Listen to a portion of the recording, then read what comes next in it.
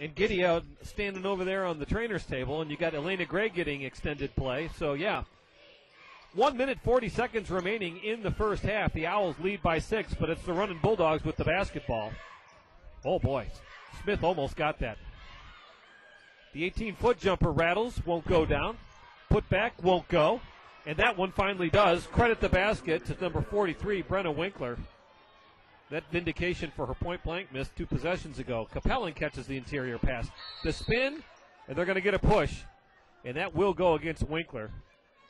And Lisa's going to get to go to the line on this one for a 1-and-1 as Winkler picks up the personal. That puts Gardner-Webb into the single bonus of 17 fouls. And it looks like, if I'm not mistaken, it looks like Wiley is going to check in for Kennesaw State. And they gave that foul to Pope, not Winkler. That's Pope's second. Winkler has none. That's the team 7th. Who's in the act, so she'll shoot a couple anyways. And look who we're going to get a look at here. Christine Wiley comes in, the 6'5 freshman for Kennesaw State from Australia. This is good experience for her, playing against players who are more her size. She's going to need to be able to do this. You can tell, even though she's that size, she doesn't have the same bulk that a lot of the Gardner-Webb players do. That foul was not in the act. It was they were only giving them the 1-and-1 there. And correct. So the Owls cling to a 4-point lead. Gardner-Webb with the basketball, and now 1 minute to play. Outside shot touches nothing. Goes out of bounds and is not saved in time. Kennesaw State will get the basketball.